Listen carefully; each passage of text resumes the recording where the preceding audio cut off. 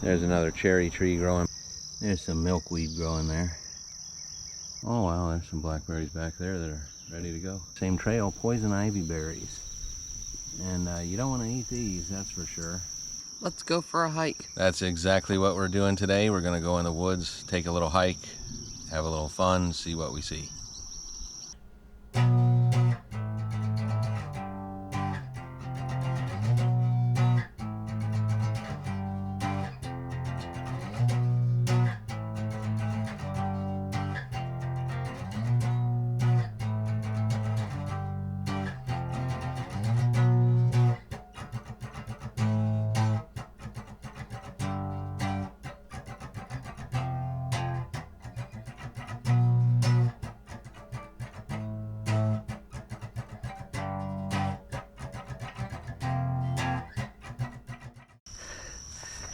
Starting with a little uphill today.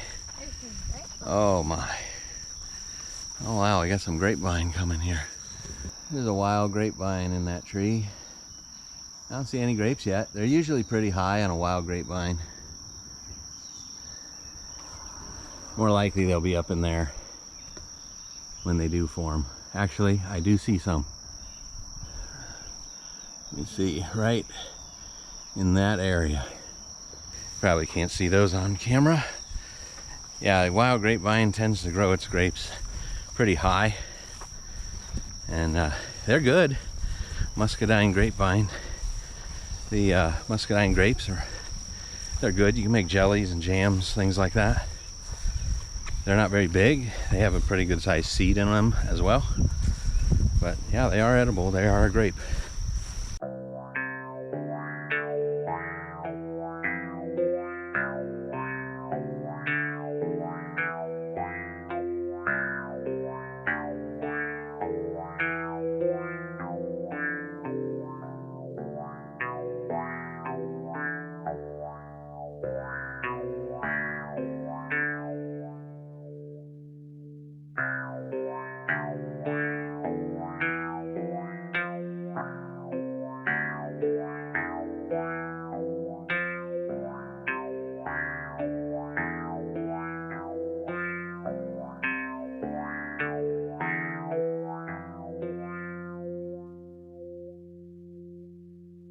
There's some milkweed growing there. Plants are getting nice and big. Several of them. No pods yet, but yeah, they're growing. If you follow our videos, I often comment on different edible plants and show them and talk about them just a little bit. Yeah, milkweed is one of those plants that's edible. Pods are edible. You can boil them up and cook them. So the place we're at today, we always see deer in here. So we're gonna try to walk along quietly for a little bit here. We're getting into an area where we usually see a lot of deer activity. Wow, a lot of blackberry bushes along here too. Those are wild blackberry or raspberry, I'm not sure what, but they're the wild variety. What is that? Oh wow, there's some blackberries back there that are ready to go. There's a deer track right there. Oh yeah, there is. There's quite a few of them. It's a bigger one.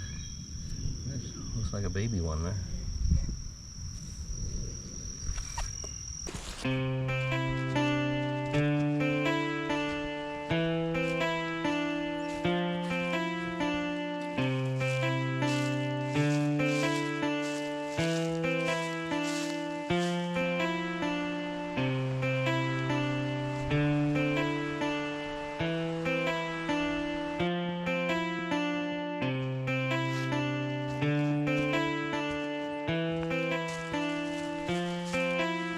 Now one thing, this place has a healthy crop of poison ivy all along both sides of this trail.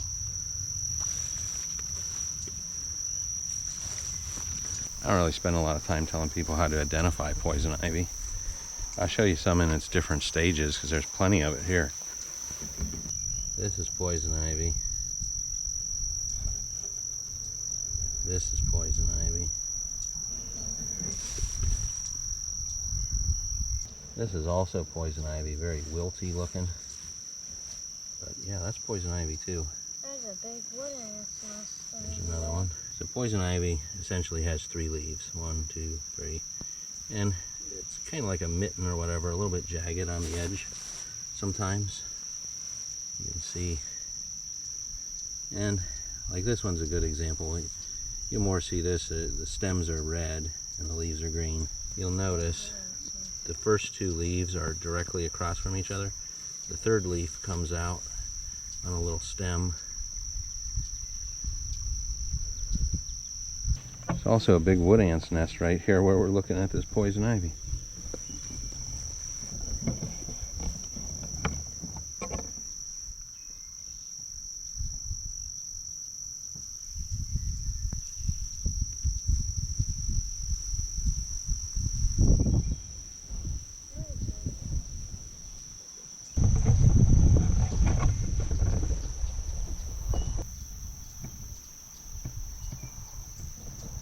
Okay, a little further down on that same trail, poison ivy berries. And you don't want to eat these, that's for sure.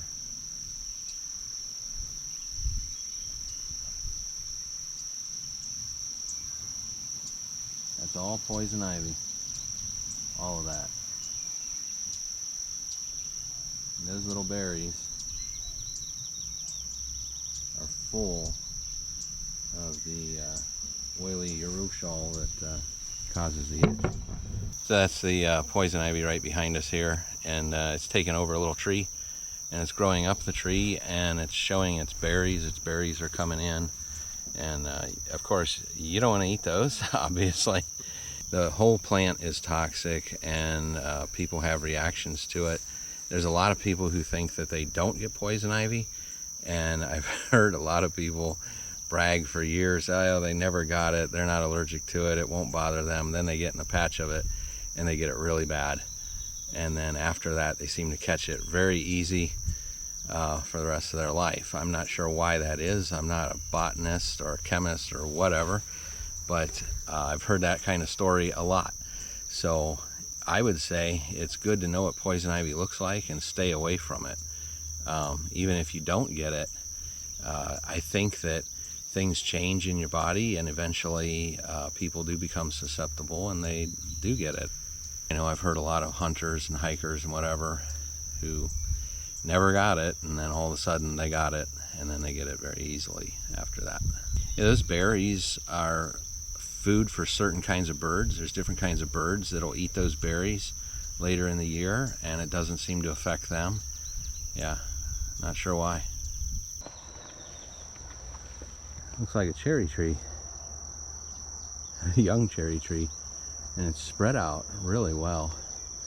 It's got a lot of wild cherries.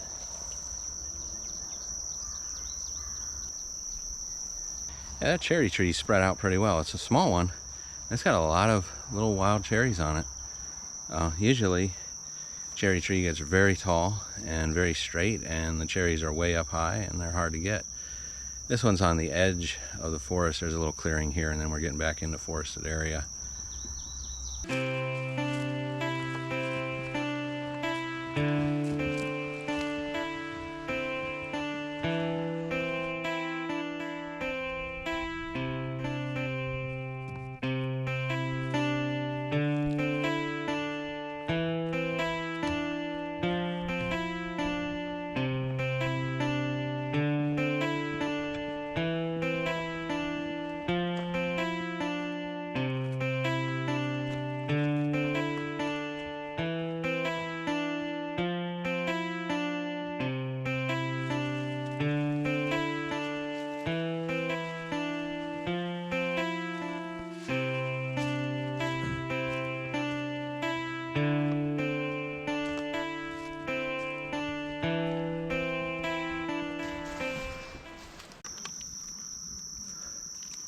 It's a hot day out here today.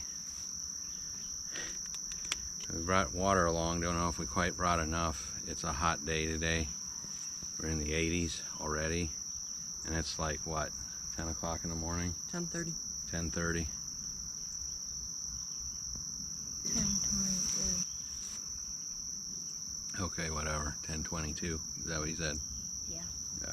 So far on this hike, we haven't seen any deer, but we have heard some through the forest as we come walking through. We're trying to be quiet, but yeah, we're not quiet enough, I guess. There's actually 3 of us today, me and 2 of my sons, and we're just walking along, and you know, I guess we're scaring all the deer as we go. See plenty of deer sign while we're out here, so we know they're here, and we've heard them. We've heard some of them running through the woods. I mean, you hear like branches cracking and whatever, you know, if you know what a deer sounds like when it's running. Yeah, that's what we've been experiencing as we're hiking through. Papa, is that ground bean? Nope, that's a morning glory. You got morning glories growing back in here. Yeah, there's morning glories growing down in there. They're definitely not a native plant. There's like 300 or 400 acres here, and there's houses out around, so yeah, it's hard saying how exactly those seeds for those morning glories we get back in here. There's another cherry tree growing back there, a little small one, not very tall, and full of cherries.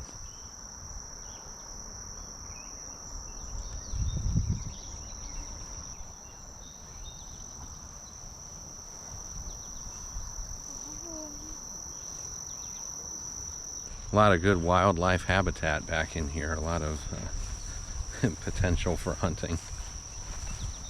Well, if you see behind me here, here's another example of homeowners type plants, things that people like to grow out here in the middle of nowhere. That is daylilies.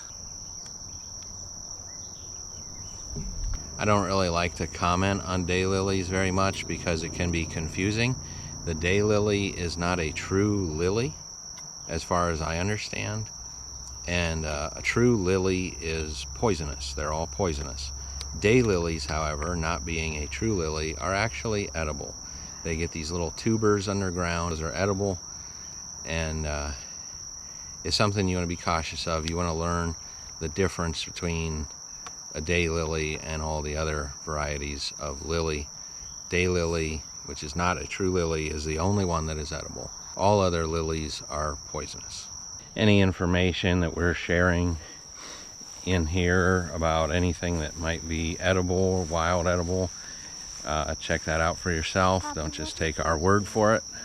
So I just share some of the information that I know and some of the things that I do and how I do it. It's definitely not a replacement for professional advice.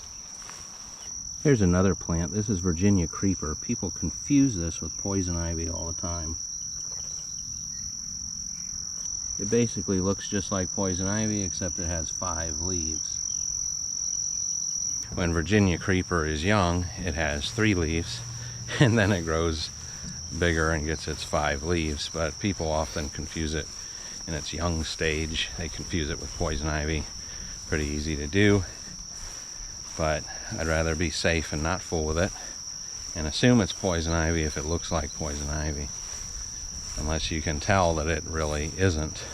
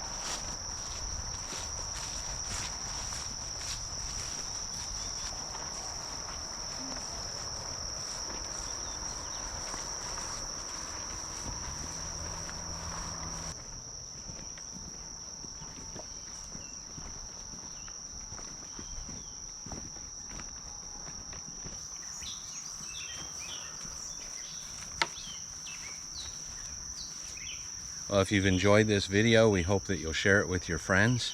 And like and subscribe. Hit that notification bell if you'd like to receive notifications the next time we upload a video. Thank you. See you on the next one.